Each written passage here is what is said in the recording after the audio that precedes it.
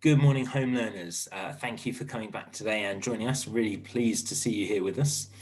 I wonder how many of you, after we've been talking about adverts and persuasive language over the last few days, have really started to notice the adverts that you see around you. I bet loads of you have logged onto YouTube and sort of seen things on TV this week, and you've suddenly started to think a little bit more deeply about how they are trying to persuade you to do things. So we're thinking at the moment all about that language of persuasion. So let's just start our literacy lesson today with a bit of a recap of some of the things we've already talked about in this unit. So we've been thinking about that idea of persuasion, which is trying to convince people to either do something or agree with you about something or think in a certain way or act in a certain way. So it's all about convincing people. And we've started to look at these different features which we sometimes see, different techniques that people and authors use to convince you, to persuade you.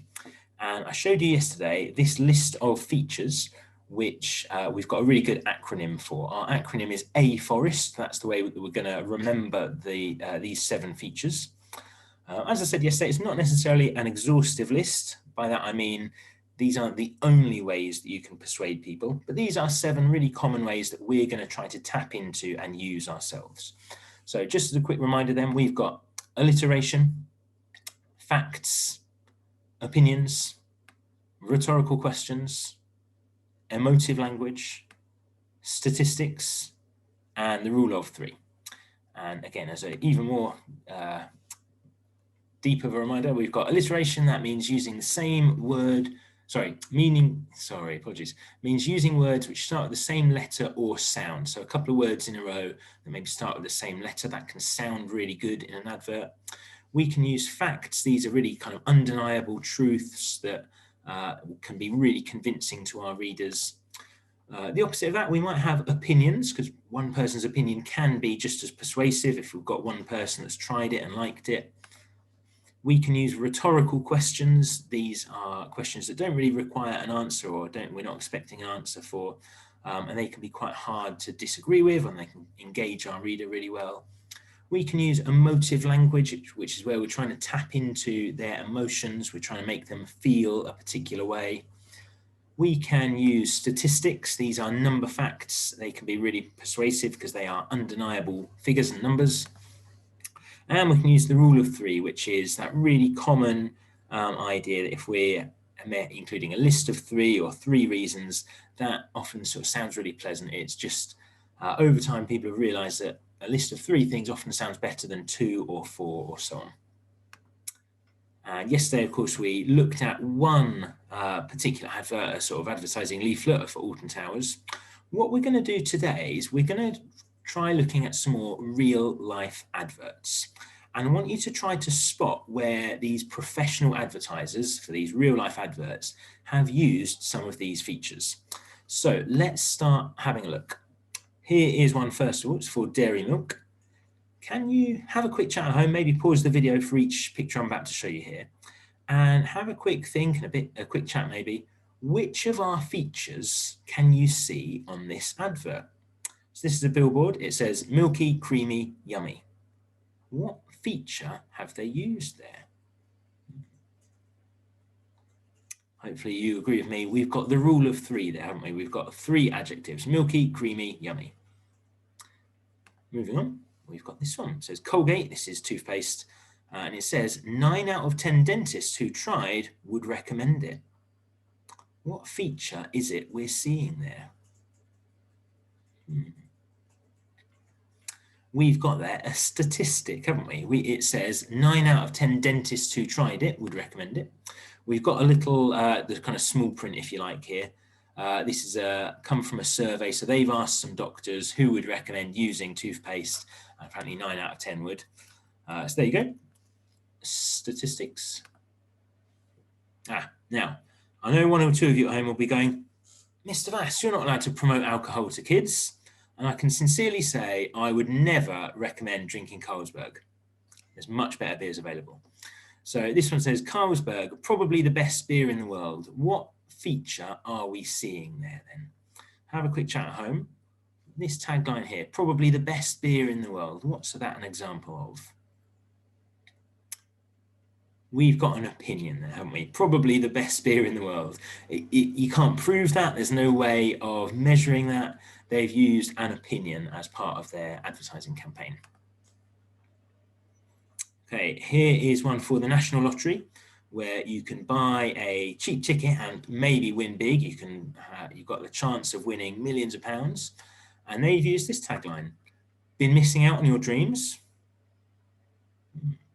If you're not sure about this one, try to really notice the punctuation. What are we seeing an example of here? It's a rhetorical question, isn't it? It's trying to engage you with a question. And hopefully as a reader, you're then thinking, well, have I actually? Oh yeah, I'd like to go on holiday and I'd like to buy a car and a house. And that's going to encourage you to engage with this advert and potentially then buy a lottery ticket.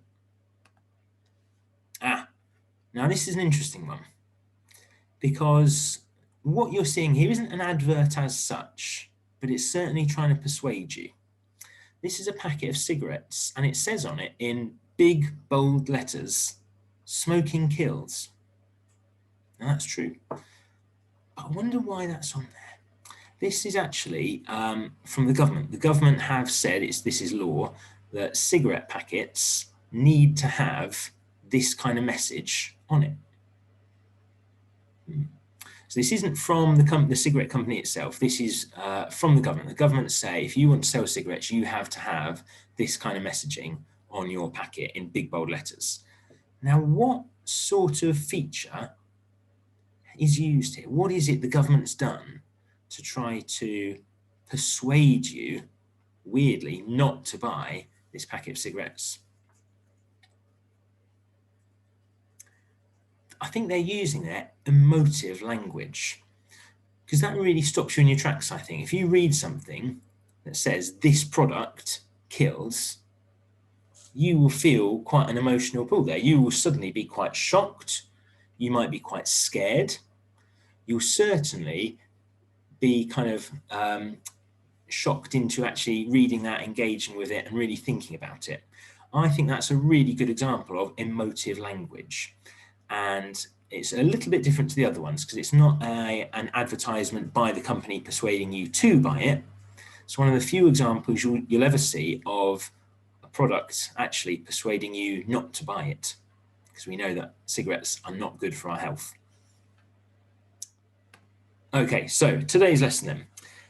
I'm hoping you're enjoying thinking about this and enjoying looking at some real life advertisements and thinking about the way that advertisers are using language to persuade you, because that's what we're obviously doing in this unit. We're using language to persuade. So I think it's going to be a really good idea to look at some real life adverts and think about how this is done. So all of these links on the screen here, I'm going to put in our description box. You'll be able to access them down here.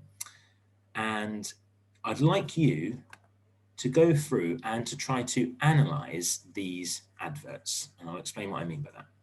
Here's a little grid that I'd like for you to fill in. There is a line here for each advert. So just so you understand, this is going to be advert 1, this is going to be advert 2, and so on. And you're going to fill in each box. Now, I appreciate you don't have this sheet in front of you, but you can write your own little subheadings. That'll be absolutely fine. The first box says this advert was for, and that's the company doing the advertising. So my example here is, it might be Haribo. We know Haribo are a sweet company. If it's their advert, I would write Haribo. That's who the advert is for. Who is the audience? And I want you to think really carefully about this. There are very few products which are just advertised really widely to just anyone, any person. It's very rare that you get an advert that's just designed at everyone. Normally, they're targeting a particular group of people. So that might be to do with their age, might be young people, old people. So think, right, is this mainly for children? Is it mainly for grannies and granddads? Is it adults, working adults? Who's it for? Sometimes you will see adverts targeted at a particular gender. So by that I mean some adverts will be mainly targeting women, some will be mainly targeting men. It doesn't mean that the product is only used by one group, but it's that often adverts will target a particular group more than the other. It might be, for example, targeting parents rather than adults without children. It might be targeting people that have a particular interest or hobby. So try to think really carefully about that bit where it's talking about the audience, because it's not just people. Next box, probably the most important for us. I want you to try to spot any of these aforest features which we've been using. I want you to try and see if any of those appear in these adverts. So if, for example, this Haribo advert had some alliteration and it said something like tantalizingly tasty, you would spot, right, yeah, they've used two T words, one after the other, so they've used alliteration. So you would write that down and write the sentence they've used as well. Next box, there might be other ways this advert is persuasive. So I've said throughout this that these aforest features are not the only ways you can persuade people. They're just 7 features that we're looking at the moment. So see if there's any other ways that you think, oh yeah, that was really clever, or yeah, I think they've done that on purpose. I think they've done that to help persuade. So my example here for the Haribo one, it might be they showed young children looking happy, so the audience want to feel like that too. If you've got young children looking really happy and celebrating when they get sweets, that might persuade persuade children to think, oh yeah, I want to feel like that too. And lastly, a little box here. Can you think of a way they could improve the advert? And what I want you to do for that is I'd like you to write for me a sentence that uses one of these aforest features. So it might be you write a sentence with a statistic in, like 9 in 10 children love Haribo. Or it might be you include a fact or some rule of 3 or anything else from our list here. So what I'd like for this to be today is a really good thinking session at home. And hopefully if there are people there with you, fingers crossed, you can have a really good discussion about this as well. So I think you'll get a lot of learning out of the discussion you have here. So try to spot these aforest adverts. I'll just put up here, just in case you want to pause it here, our list of the 7 features. So I think you might want to pause the video here and just sort of remind yourself what these are. I appreciate it might be a bit fiddly today where you're swapping between videos, and apologies for that, but I'm sure you're going to have a really, really good session today, and you're going to get a lot of really good discussion out of this, and you're going to be really thinking and analysing these adverts. And I think this is something you can take with you through the rest of the week as well. If you can keep this in mind when you're watching TV, when you're logging onto YouTube and so on, you will see these aforest features in all sorts of different places. So engage with this, think about it through the week and try to spot them. Have fun with this. I look forward to seeing you back here for maths later on. Have a good rest of the morning. Bye.